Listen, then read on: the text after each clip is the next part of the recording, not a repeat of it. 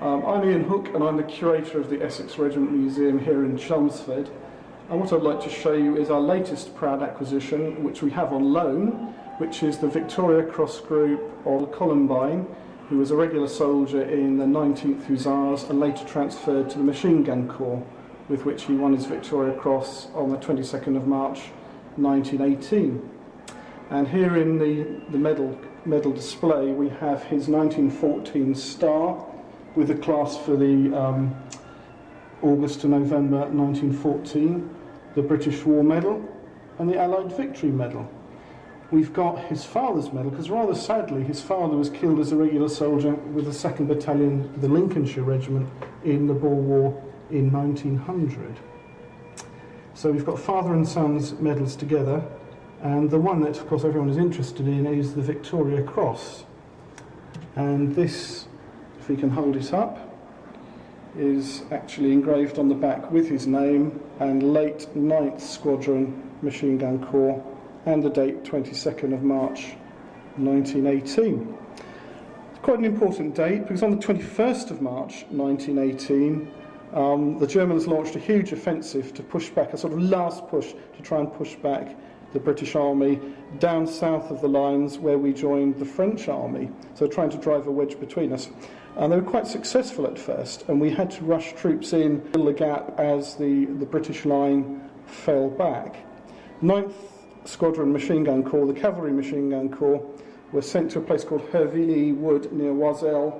His two mates in his Vickers machine gun crew took position at 9 AM on the 22nd of March, and realising as they held back the waves of German infantry that they were going to be hammered, he sent away his two teammates and said he would operate the gun, which he continued to do, mowing down the German attackers until about 1 o'clock, when German aircraft were deployed to drop bombs on his position, and they blew him to smithereens, bless him, and destroyed his Vickers gun. And so he was awarded the Victoria Cross for holding the line. The medal was presented by King George V to Mrs. Columbine, his poor widowed mother. And because she had taken her family to Walton-on-the-Naze for holidays before the Great War, she settled in the town, and in the end gave the medals to the town of Walton. For many years they were displayed at the Royal British Legion Club at Walton-on-the-Naze, but after a number of security incidents it was decided it wasn't appropriate to leave the medals in the club, and so they were put in a bank where they remained from 1964 until yesterday. That's where they remained until yesterday, the 16th of July. They were brought with ceremony to the Royal British Legion Hall, and they were presented on loan to the Essex Regiment Museum in order that the medals firstly could stay in Essex, and secondly could be seen by the people of Essex, and they could be very proud of somebody who adopted Essex as their home and whose mother had a real feeling for the town of Walton-on-the-Naze.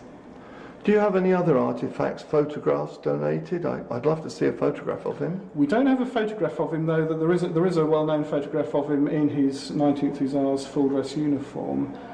There is a number of items of paperwork which it's only today these have gone on display. I haven't yet actually got out of the secure box to actually look at them, but they relate to the history of the medal, and actually came in with the with the medal yesterday.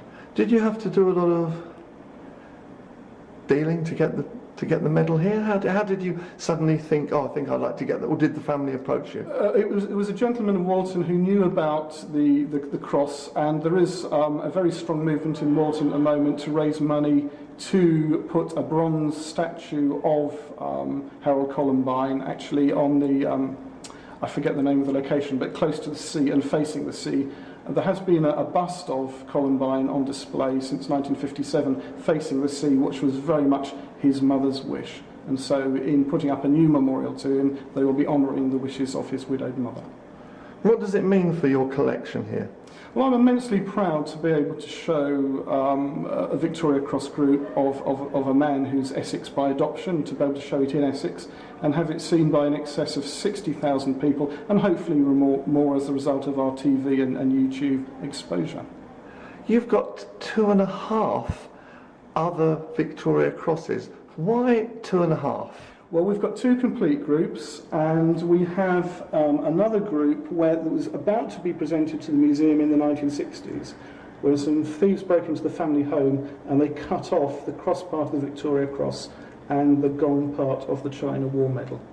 If they're still about, would there be names on there? Well, the name is actually on the back of the suspender there, and it would be on around the edge of the China War Medal.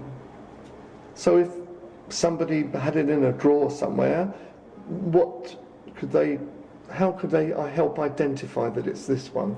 Well, the China War Medal would be named. Funny enough, the Victoria Cross would be the much more difficult one to spot, because they're actually rather they're a medal that's fairly easily reproduced in bronze with a dark finish like that. And who won this one?